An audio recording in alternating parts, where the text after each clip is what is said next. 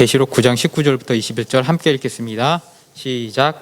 이 말들의 힘은 입과 꼬리에 있으니 꼬리는 뱀 같고 또 꼬리에 머리가 있어 이것으로 해하더라. 이 재앙에 죽지 않고 남은 사람들은 손으로 행한 일을 회개하지 아니하고 오히려 여러 귀신과 또는 보거나 듣거나 다니거나 하지 못하는 그 문 동과 보석의 우상에게 절하고 또 그 살인과 복술과 음행과 도둑질을 회개하지 아니하더라. 아멘. 사고로 죽어가는 사람들의 뇌를 정밀한 나노 컴퓨터 케이스 속에 넣어서 그 나노 컴퓨터에 들어있는 뇌를 강화 외골격 기계 몸과 연결시켜서 그들에게 특수 임무를 부여하고 그 일들을 행하게 하는 스토리의 일본 만화가 있습니다. 그 과정을 전뇌화라고 하는데요. 그 과정을 거쳐서 인간의 판단력과 기계적 특성을 합쳐서 대테러 부대를 만들어서 그 대테러 부대를 공안 국가라고 하여서 운영하는 그 만화가 89년도에 나온 공각기동대라는 일본 만화입니다. 제목의 공각도 공격형 강화 외골격을 줄인 말이라는 것이에요.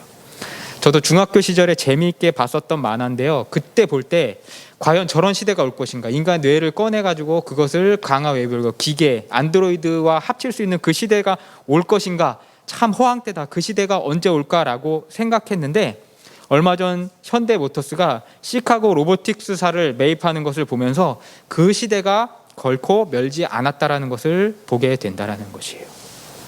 저희 아버지가 고등학생 때 선생님이 그런 말을 하셨대요. 얘들아, 미래에는 물을 사 먹는 시대가 온다라고 그렇게 얘기했대요. 그러니까 아버지가 저한테 하시는 얘기가, 무슨 우물에 나가가지고 뽐뿌질하면 시원한 물이 콸콸 나오는데 무슨 물을 사 먹는 시대가 오는 거 아니냐고, 선생님 좀 정신 이상하다라고 그랬는데, 제가 자라고 나서 저희 아버지가 저한테 하는 말이, 옛날에 우리 선생님이, 고등학교 선생님이 그렇게 얘기했는데 진짜 물을 사 먹는 시대가 왔다고, 앞으로도 또 언젠가 어떻게 사회가 변할지 모르는 세상이 이 세상이라고 그렇게 얘기하는 것을 보게 되었어요. 이 공각기동대 만화가 2017년도에 스칼렛 요한슨이 주인공으로 해서 미국에서 다시 한번 리메이크가 되었어요. 공각기동대 고스트 인 더 쉘이라는 제목으로요.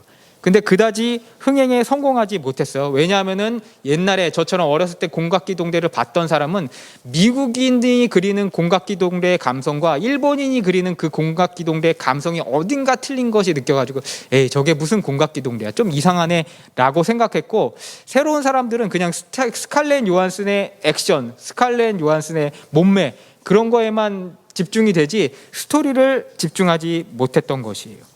왜 이것이 흥행에 성공하지 못하였냐면요, 어저께 제가 설교를 준비하다가 공각기동대가 생각이 나가지고 공각기동대 옛날판을 만화로 만든 것을 이렇게 찾아봤는데, 결국 이 미국인이 만든 공각기동대가 실패한 이유는 뭐냐면요, 서양인의 머릿속에는 특유의 인간과 영혼에 대한 그 주제가 있다라는 것이에요. 근데 일본 사람은 인간과 영혼에 대한 주제라기보다는, 일본은 초밥보다 많은 종류의 신과 귀신의 나라이기 때문에요, 공각기동대를 지었던 일본 작가는 인간과 영혼에 대해서 생각하기보다는 인간과 귀신, 인간과 요괴에 대해서 생각을 했다라는 것이요. 그러니까 서로 어떻게 합니까? 같은 주제, 같은 얼개를 가지고도 접근 방식이 완전 다르게 됐기 때문에 옛날에 공각기동대를 봤던 사람은, 아, 저게 무슨 공각기동대, 아유, 재미도 없어 라고 평가를 하게 되었다라는 것이에요. 사실상 일본인 작가가 공각기동대에서 공각이라고 불리는 스토리상의 인간의 껍데기를 이야기하는 것은, 인간의 그 껍데기는 인간의 영혼을 접신하는 일종의 껍데기에 불과하였고요, 그 다음에 그 껍데기 속에 다른 의식이나 전내화된 인격이 들락날락하면서 조종하고 테러를 벌이는 것은 그 일본 특유의 귀신 들림 현상과 외계 그 요괴 현상을 미래적으로 공상과학적 사이버네틱적으로 해석하여서 하였다라는 것을 깨닫게 되었다라는 것이에요. 결국 공각기동대의 껍데기만 가지고 옛날부터 내려오던 일본인들 특유의 요괴, 괴담, 그것을 미래적으로 그려낸 것이 공각기동대의 핵심인데, 미국인들은 그것에 대한 이유가 없기 때문에 인간과 영혼이라는 철학적인 주제로 나아가기 때문에 재미가 하나도 없어지게 되었다라는 것이에요. 이렇게 그 문화를 이해하지 않고 이해하지 못하고 껍데기만 가져다 놓으면은 모든 것이 전혀 엉뚱한 해석이 되고 원작과 다른 그런 해석이 되게 된다는 것을 우리는 오랜 인류를 통해서 이 실수를 자주 보아왔어요. 모든 성경이 그렇지만 특별히 이단들이 많이 나오는 오늘 요한계시록에 우리가 주의해야 된 이유는 과연 매일 여러분에게 요한의 시대의 독자들에게는 이 요한복음이 어떤 의미였을 것인가에 대해서 돌아봐야 한다라는 것이에요. 일본인의 공각기동대를 잘못 본 미국인의 감독의 시각처럼 우리도 요한의 그 시대의 요한이 원하는 그 해석을 하지 않고 우리나라, 우리 상황, 한국인의 눈으로 요한계시록을 보지 않나 하는 것이에요. 그러니까 한국인의 눈의 시각으로 보고 현 시대인으로 시각으로 보니까 요한계시록에서 항상 거대한 이단들이 나오는 보금자리가 되게 된다라는 것이에요. 그것을 조심해야 돼요. 중국에 가면은 그 장강에 가면 절벽 마을들이 이렇게 있잖아요. 수백 미터에 있는 절벽에 있는데 거기에 요만한 판자가 있는데 거기로 이렇게 관광객들이 수십 명이 이렇게 걸어가면서 절경을 구경해요. 옆에서 보면 아찔하지만 그럼에도 불구하고 사고가 잘 나지 않는 이유가 무엇입니까? 안전한 가이드가 있고 가이드가 어디를 밟고 어디를 따라가고 어느 코스가 통행할 수 있게 탐험이 되어 있는 코스인지 가이드가 다 가르쳐 주기 때문이라는 것이에요. 결국 성경은 누구나 다 읽을 수 있지만 아무렇게나 읽게 되면 어떻게 됩니까? 결국에는 이단에 빠지게 된다는 것이에요. 그러므로 가르치는 교사로서 목사와 그리고 교사의 역할이 그렇게 중요하다는 것이에요. 오늘 9장 20절부터 21절은 그 전에 나왔던 6번째 나팔이 끝나고 그 나팔의 내용을 정리하면서 과연 지금까지 나왔던 이 재앙의 의미가 무엇인가에 대하여서 이야기를 하고 있어요. 그리고 재앙을 받는 사람의 종류는 무엇인가, 어떤 종류의 인간인가에 대하여서 이야기하고 있는 것을 보게 돼요. 그 재앙을 받는 인간은 누구라고 그랬습니까? 황충은 사실 서로를 해하는 누구요? 믿지 않는 불신자라고 했고, 황충끼리 싸우다 보니까 서로 이길 수 없고 서로 죽일 수 없으니까 자기를 어떻게 합니까? 더 강화해서 만든 것이 무엇이에요? 마병대. 그래서 서로 죽지 못하면서도 서로 어떻게 합니까? 죽어라가 싸우는 그러한 상황을 살고 있다는 것, 그것을 설명하기 위한 장이 9장이라는 것을 이야기 드렸어요.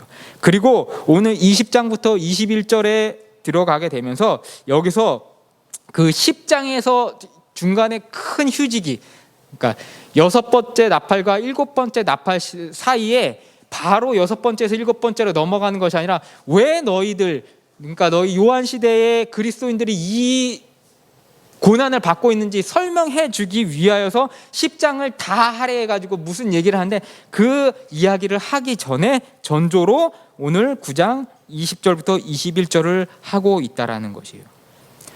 다음 주에 다루겠지만 10장에 들어가면 두 증인과 한 작은 책이라는 주제로 다른 이야기를 하게 되는데 그것을 하기 위해서 분위기의 전환을 노리고 있다는 것이에요. 우리가 알다시피 9장 19절부터 19절까지 황충과 마병대가 등장하였고 서로 죽이지도 못하고 먹고 먹히지도 못하면서 괴롭게 5달 동안 싸우면서 지내는 상황을 설명드렸어요. 그리고 결론적으로 그들은 그리스도인도 아니고 욕심에 사로잡혀서 약육강식으로 서로를 먹고 먹으려고 하는 세상 사람들인 것을 설명드린 것을 기억하실 것이에요. 9장 6절에 보면은 이들은 죽고 싶으나 죽음도 피하는 고통을 겪게 되며 19절에서는 꼬리는 뱀 같고 머리가 있어서 이것으로 서로 해한다라는 것을 보게 돼요. 즉 뱀에게 물리는데 죽지는 못하고 그 독에 중독되어서 진탕 고생하지만 절대 죽지 못하는 상태, 지옥의 상황을 방불하는 상황을 겪게 되는 세상 사람들에 대해서 이야기하고 있는 것이에요. 이것이 하나님을 반대하는 세력의 본질이라는 것이에요. 이들이 말로 성도들을 해하고 글과 법령으로 성도들을 해하려고 하고 예배를 못하게 하지만 그러면서 그것을 통해서 자기의 힘을 뽐내지만 결국 죄에 중독되어져 있고 결국 이 중독으로 말미암아 자신만 해한다라는 것을 오늘 요한계시록은 이야기하고 있다라는 것이요.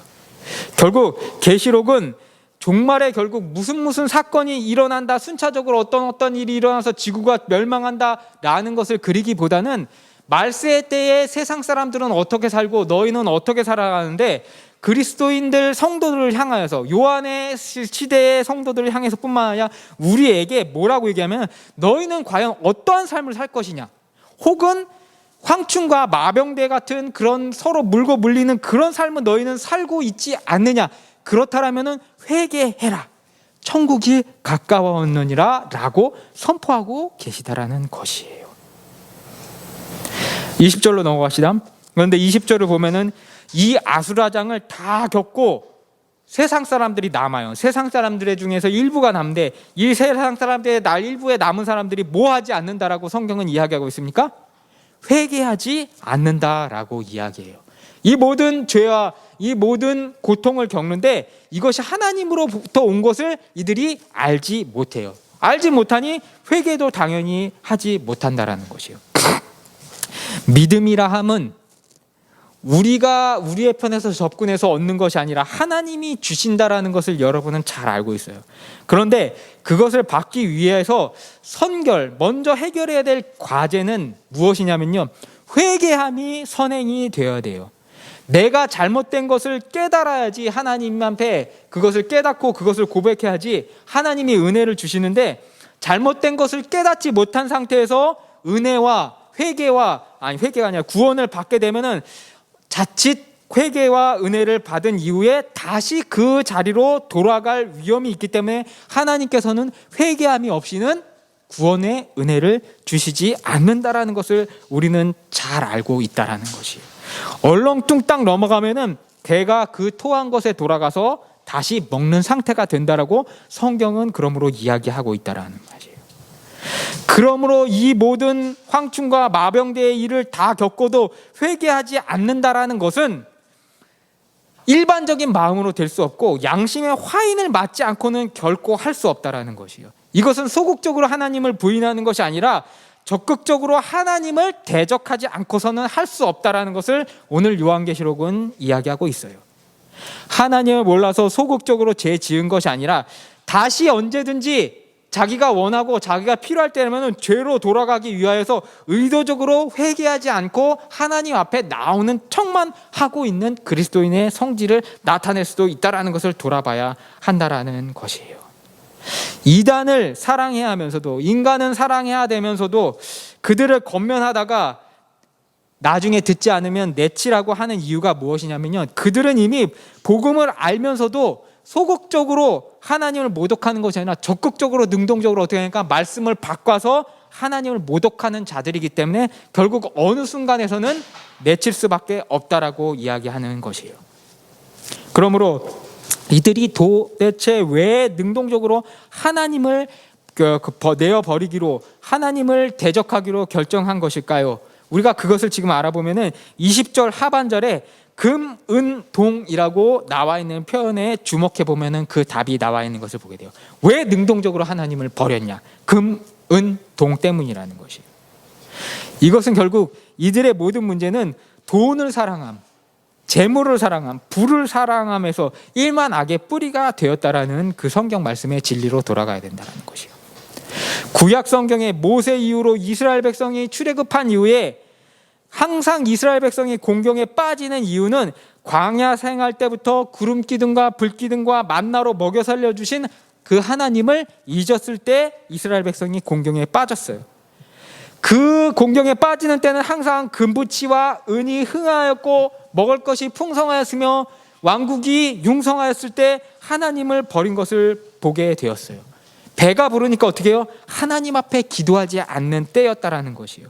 결국 나를 구원해 준 하나님이 과연 지금 어디 계신지 신경도 안 쓰고 혹은 혼란해진 상황에서 하나님을 찾지 않을 때 이스라엘의 국난이 시작되는 것을 우리는 성경과 사사기와 출애굽기를 통하여서 알고 있다라는 것이에요. 그래서 선지자들이 항상 미스바로 모이라, 성회로 모이라 라고 이야기하면서 죄를 뒤집어 쓰고 기도하라고 한 것이 너희가 무엇을 잊었는지, 배부른 가운데서 하나님을 잊었는지 찾아보러 돌아보라 라는 의미에서 이야기를 했다라는 것이에요. 21절을 보십시다. 21절에 보면은 살인과 음행과 복술과 도둑질이라고 나와 있는데 이것도 똑같은 연장선상이에요. 살인과 음행과 복술과 도덕질은 십계명에 나와 있는 금기 상황에 대해서 이야기하고 있는 것을 보게 돼요. 하나님이 모세를 통하여서 십계명을 반포하신 이유는 뭐냐면요, 사람들에게 법을 주시려고 하는 것인데 그것은 1차원적이고요. 2차원적으로 더 중요한 것은 뭐냐면요, 나 여호와 하나님이 나만으로도 너에게 충만하고 너에게 모든 것을 다 줄 수 있으니까 이웃의 것을 빼앗고 이웃을 살인하고 이웃에게 거짓 증거할 필요가 없다. 그러므로 너희가 이 생에 대해서 두려워하지 말라라는 선상에서 십계명을 주셨는데, 그것을 어떻게 합니까? 하나님을 믿지 못하기 때문에 그 십계명을 지키지 못하였다라는 것이에요. 여러분, 여러분의 삶이 안 풀리고 여러분의 삶이 어려우면은 사기칠 생각하지 마세요. 저울을 속여서 단가를 뻥튀기 할 생각을 하지 마시고 하나님을 의지하라라고 십계명은 이야기하고 있는 것이에요. 너희가 지금 손해볼지라도, 지금 억압받을지라도, 지금 빼앗길지라도 결국에는 하나님이 불기둥과 구름기둥과 만나로 채워주셨던 것을 십계명을 통해서 돌아보라고 이야기하신 것이에요. 그것이 하나님의 백성된 사람이 할 일이라는 것이에요. 우리 엄민영 성도 옛날에 그 이비인후과 있을 때 교수 양반이 엄청 힘들게 했잖아요. 머리도 막 빠질 정도로 힘들게 했는데 잘 참고 견뎠어요. 그러니까 어떻게 돼요? 일이 풀려요. 하나님께서 순탄히 모든 일들을 풀어주시는 것을 보게 돼요. 물론 그 있는 동안 1, 2, 3, 4년 동안은 죽을 것 같았지만 결국 돌아보면은 하나님이 풀어주셨다는 것을 알게 돼요. 그런데 그리스도인이 아니었고 잘못된 마음을 품고 나를 이렇게 힘들게 해? 그러면서 어떻게 해요? 커피에다가 조금씩 약을 타가지고 그렇게 보복을 하고 있다라면 이것이 과연 하나님이 보시기에 어떤 상황이라는 것이냐는 것이에요. 세상 사람들은 그런 식으로 서로 복수하고 서로 물기 때문에 황충과 마병대로서 서로 죽고 물고 싸우는, 죽지 못하는 그 싸움을 살게 되는데, 너희 그리스도인들은 그 삶을 벗어나고 참고 나를 의지하라라고 이야기하고 계시다라는 것이에요. 결국 우리의 필요의 답은 그때도 그렇고 요한의 시대 때도 그렇고 지금도 그렇고 누구에게만 있다고요? 하나님께만 있다라고 성경은 이야기하고 있다라는 것이에요. 하나님이 채워주신다는 것을 모르면은 독살하고 살인하고 좀 거기서 좀 건져나면은 이웃에게 사기쳐서 모을 수 있는 대로 다 모아가지고 해외로 달아나고 그런 일들을 하는 것이에요. 이것이 한순간의 실수일까요? 아니에요. 아까 이야기하는 것처럼 능동적으로 적극적으로 하나님을 배반하는 우상숭배라고 성경은 이야기하고 있다라는 것이에요. 그러므로 하나님만으로 우리를 충족시킬 수 있다라는 것을 거부하는 것, 그것이 우상숭배, 복술이라고 오늘 성경 말씀은 이야기하고 있다라는 것이에요. 그러면은 이렇게 물어요. 아니 그럼 대체 어디까지 우리가 그들 앞에 물러줘야 되고 물러서 줘야 되는 것입니까? 라고 이야기해야 돼요. 참을 수 있으면 끝까지 참으면 돼요. 물론 성격이 좋은 사람들은 끝까지 참으면, 우리 사모님은 진짜 성격이 좋아가지고 거의 자기가 다 낼 때까지 끝까지 참는 성격이에요. 근데 객체마다 스트레스에 대한 내성이 틀려가지고 저 같은 경우에는 또 어느 정도 스트레스가 받으면은 그걸 어떻게 하니까 벽을 쳐가지고 탁 튕겨내야지 살 것 같은 그런 성격이 있어요. 스트레스에 대한 내성이 다르기 때문에. 그래서 제가 이렇게 생각을 해보고 기도를 하면서 곰곰이 생각한 결과 참을 수 있으면 끝까지 참으면 좋지만 참을 수 없다라면은 어느 정도 그 사람에게 자기 자신에 대한 그 의사를 표현해야 되고 내가 힘들다라는 것을 이야기해야 되는데 어느 정도까지 해야 되냐면요, 두고두고 입을 킥하지 않을 정도까지만 하라는 것이에요. 내가 이것을 했는데 10년, 20년 지나도 내가 왜 그때 그 짓을 했지? 내가 왜 그때 그 사람이랑 그렇게 대판 두고 싸움을 해가지고 사람들 앞에 그런 창피한 일을 겪었지? 라고 생각나지 않을 정도, 오늘 밤이 지나가지고 내일 가면 서로 잊을 정도까지만 하라는 것이에요. 제가 인생을 살면서 크게 후회하는 일들이 2개가 있어요. 지금 40 중반이 넘어가면서 크게 후회하는 일들이 2번 있는데 정말 저에게는 정당한 일이었고 그때는 속이 시원한 일이었는데 그럼에도 불구하고 속이 시원하면서도 항상 뒤로 돌아보면은 뭐예요? 그때 참을 걸 했던 그런 일들이 있어요. 언제일까요? 아버지 장례식 저녁 때 예, 여러분 다 아실 거예요. 그때랑 그 다음에 우리 지율이가 뱃속에 있을 때, 우리 사모님은 아시지만 사모님 외대 대학원 그 수업 들으러 다니실 때 지율이 뱃속에 있었는데 택시 기사랑 신랑이가 붙었는데 네, 굉장하게 했어요.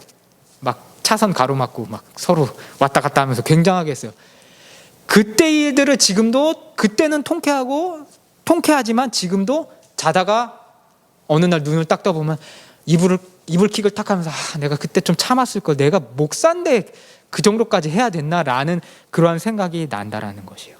그러므로 여러분이 스트레스 받는다면 어느 정도 표현을 하지만 최소 하루가 지나서 그 사람도 있고 나도 잊을 정도까지만 표현하라는 것이에요.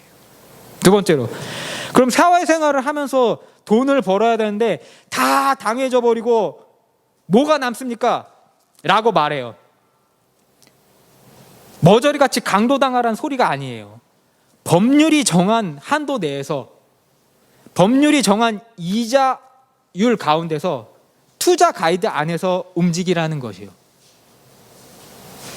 바보같이 고리대금업자한테 당하지 말고 법률상 안에서 뭡니까? 정한 대로 움직이라는 것이요. 이 법률은 세상 사람들이 만든 것이지만 하나님의 지혜가 녹아 있어서 일반 은총의 영역으로 하나님께서 지혜를 주셔서 위정자들에게 만들게 하셨다라는 것이에요. 법률이 무조건 다 나쁜 것이 아니에요. 사모님이 종잣돈을 모으시고 나셔서 모으면서 가끔 저에게 물어본 게 있어요. 아파트를 사야 돼 말아야 돼, 분양권을 사야 돼 말아야 돼, 투자를 해야 돼 말아야 돼 라고 그렇게 질문을 해요. 그럼 제가 하는 말이 뭐냐, 그냥 해. 정해진 이자율 안에서, 제조가 보장해주는 내 안에서 움직이는 것은 절대로 죄가 아니야 라고 말씀드렸어요. 그런데 성도들이 그것에 대해서 굉장히 두려워요. 왜 그럴까요? 한국교회가 잘못 가르쳤어요. 목사님들이 자기는 뒤로 돈을 엄청 챙기면서도 앞으로는 돈을 사랑하면 일만하게 뿌리고 부자는 천국에 들어가기 어렵다라고 그냥 문자 그대로 가르쳐 버렸기 때문이에요. 그래서 무슨 근면하게 돈을 벌어서 모아놔도 돈이 있으면 어떻게 하니까 죄인이고 천국에 못 들어가니까 무조건 교회에 내라라고 우리 선배 목사님들이 그렇게 가르치니까 사람들이 돈을 벌면서도 죄의식 속에 쌓여 있는 것이에요. 그리고 빈하게 살거나 어렵게 사는 사람들은 무조건 다 천국에 갈 것처럼 그렇게 이야기해 놓았다라는 거죠. 그런데 여러분, 죄송하지만 부자가 돼서 천국을 못 가고 가난한 자가 돼서 천국을 들어가고 그런 법칙은 절대 없어요. 가난한 자도 악독하면 천국에 못 들어가고 부자도 착하면은 천국의 문에 열려 있다라는 것이에요. 그 돈과 그 재물을 가지고 어떠한 스탠스를 유지하며 하나님이 원하시는 어떠한 자세를 유지하냐는 것이 중요하다라고 성경은 이야기하고 있다라는 것이에요. 이 이야기가 벌써 이미 100년 전에 1905년에 막스 베버가 그의 책 프로테스탄티즘 윤리즘과 자본주의 정신이라는 책에서 기록해 놨어요. 근데 자본주의의 출발은 유대교와 카톨릭에 묶여 있어가지고 유대인이랑 카톨릭 사제들만 돈놀이하고 그들만 축제하던 것을 칼뱅이 종교개혁을 하면서 뭐라고 얘기하냐면, 칼뱅이 직업성형론을 이야기하면서 직업으로 노동에 전념하고 하나님 앞에서 올바르게 부와 이자를 받은 것은 선한 것이다 라고 이야기했고, 그것을 통해서 모든 사람들이 중산층 그리고 부르주아로 올라갈 수 있게 되었고, 그것이 근대 자본주의의 태동이라고 이미 1905년에 막스 베버가 증명을 했다라는 것이에요. 그런데 100년이 지나지 않아가지고 다시 한번 돈은 나쁜 것이다 라고 얘기하는 것은 얼마나 어리석은 일이라는 것이에요. 1세기가 지난 지금도 교인들은 돈을 벌면 안 된다라고 이야기하는 이상한 사상을 주입하는 목사들을 조심해야 된다라는 것이에요. 그러면서 자기들은 뭐예요? 벤츠 끌고 에쿠스 끌고 젊은 애들한테는 다 선교가라고 선동하고, 좀 어디서 이 젊은 사람들이 노력을 해서 좋은 회사에 들어가서 견뎌야 되는데 좀 어려우면은 하나님의 뜻이 그게 아닌 것 같으니까 좀 쉬고 선교 갔다 와가지고 다시 다른 길을 찾아봐라라고 해가지고 한때 선교 여행이 엄청 붐을 일었었던 때가 한국에 있었어요. 그래서 선교 여행을 빙자해가지고 여행을 가는데 뭐합니까? 자기 일 하다가 자기 일 때려치고 다시 돌아와 보면은 그 경력, 그 캐리어가 어떻게 합니까? 다 그냥 허물어져 가지고 일이 점점 더 가질 수 있는 일이 점점 더 낮아지는 그런 일들이 우리 교회 안에, 교회 청년들 안에 일어난 것을 보게 된다라는 것이에요. 그리고 또 어떤 사람은 있냐면은 그 사업이 너무 잘 되니까 인터콕 같은 경우에는 가지 말라 하는 선교 프로그램들을 엄청 많이 만들어 가지고 국가에서 아프가니스탄 여행 가지 말라라고 그랬는데 거기서 무슨 축제 한다라고 해가지고 결국엔 어떻게 해요? 아프가니스탄에 뭡니까? 선교의 문을 다 막아놓은 그런 일들이 있었어요. 그리고 여기서 그 교회 이름을 얘기하면 안 되지만 그 교회에서 선교사 보내가지고 어떤 일이 있었죠? 참수당하는 그런 일이 있었죠. 그런 일들이 2000년대 초반에 일어났다라는 것이에요.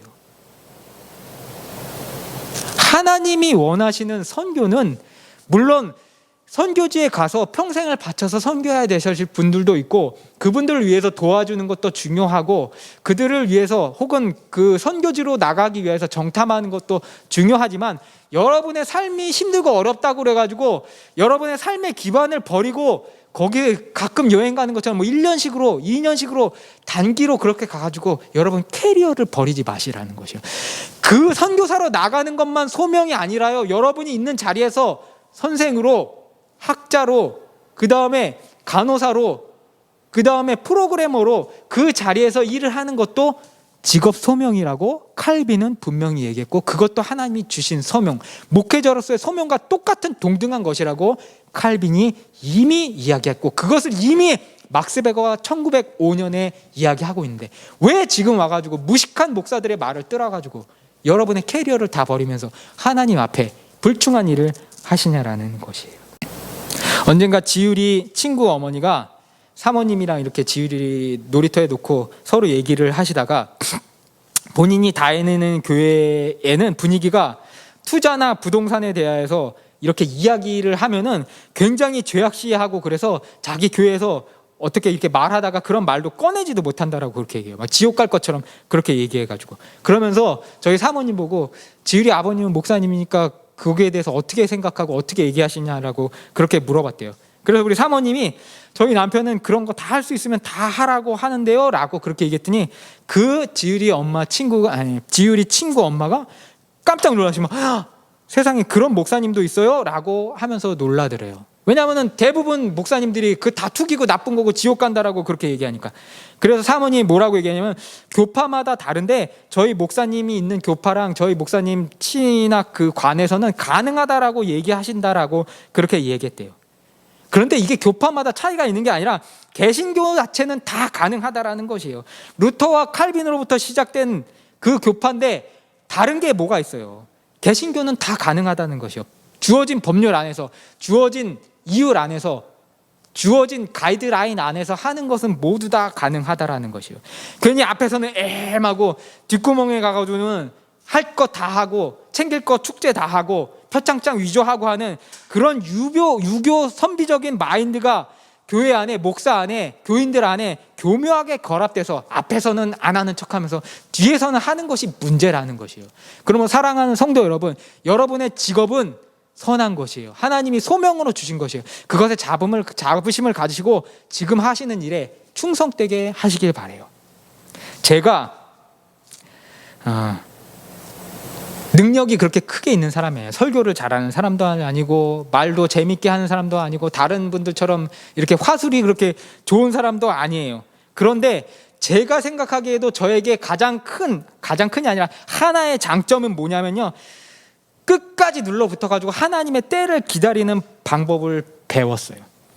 제가 사역은 잘하지 못하고 거기 가가지고 뭐 이렇게 사역 잘한다고 말은 받지 못하지만 정말 어디 가가지고 어느 사역지에 가서라도 목사님이 너 정말 못한다, 다른 데 가라라고 해도 목사님 바지끄랑이라도 붙잡고 한 해만 더 기회를 주십시오. 제가 사례비 안 받아도 좋으니까 무보수라도 사역할 테니까 저를 한 번만 더 봐주십시오라고 충성되게 그 자리에서 붙어서 기다리는 방법은 배웠어요.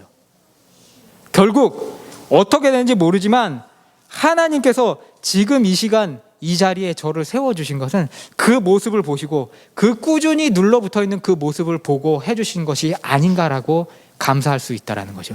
다른 사람들 경력 찾아가지고 2년 정도 하면은 큰 교회로 옮겨가고 그렇게 했는데 저는 경력 그런 거 따지지 않고 4년, 7년 그렇게 그 자리에서 충성했어요. 제 나름에서는 충성을 했어요. 하나님이 보시기에 아름다웠을 거라고 생각해요. 그래서 하나님이 저에게 이렇게 자그마한 하나마 이렇게 축복을 주시지 않는가라는 생각을 하게 돼요. 물론 그때는 나도 다른 사람처럼 경력을 좀 붙이고 경력을 이렇게 화려하게 좀 만들었어야 되는 거 아닌가라고 생각하는데 지금 와서 돌아보니까 그렇게 경력 붙이고 했던 분들 결과가 저보다 뭐 그렇게 좋지 않더라고요. 저에게 주신 하나님의 은혜가 더 충만하다라는 것이에요. 그러면 사랑하는 성도 여러분, 하나님이 주신 능력 안에서 근면하게 준비하시고 종잣돈도 모으세요. 절대 죄가 아니에요. 잠언의 현숙한 여인, 우리가 생각하기에 막 요조숙녀처럼 그렇게 생각하는데 잠언의 현숙한 여인을 읽어보면은 억처가 어마어마해요. 밤낮으로 바느질하고 그 종잣돈을 모아가지고 투자하고 나중에는 무역선을 띄워가지고 남편과 자녀를 케어하는 억처검음으로 잠언의 현숙한 여인을 그리고 있다라는 것이에요. 모든 법은 하나님이 만들어 주셨기 때문에 그 투자, 그 일반 은촉 영역 안에서 여러분이 움직이시는 것은 절대로 죄가 아니라는 것을 깨달으셨으면 좋겠어요. 돈이 있으면 무조건 지옥이 아니라요, 하나님의 자녀와 그 반대 세력의 차이는 하나님의 통치에 대하여서 항복하나 항복하지 않으냐, 거기에서 갈라져요. 내가 하는 일을 통하여서 거룩과 영생에 대한, 그리고 진리와 생명에 대한 그 관심을 돌리려고 하는 그 노력이 있는 사람은 하나님의 영역에 있는 사람이고요, 반대로 갑옷을 사 입고 황충이 되어서, 그리고 황충이 되어서도 못 이기니까 말을 사가지고 마병대가 되려고 하고 그렇게 이웃의 등을 더 악독하게 쳐먹으려고 하는 사람, 그들이 헛된 자들이라는 것을 오늘 성경에 이야기하고 있다는 것이에요. 사랑하는 성도 여러분, 우리가 어느 길을 가야 될까요? 여러분이 있는 가운데, 여러분이 있는 자리에서 충성하여서 하나님이 주시는 축복을 누리며 살아가시는 우리 급안석교회 성도 여러분 되시기를 주님의 이름으로 축복합니다. 아멘. 기도하시겠습니다.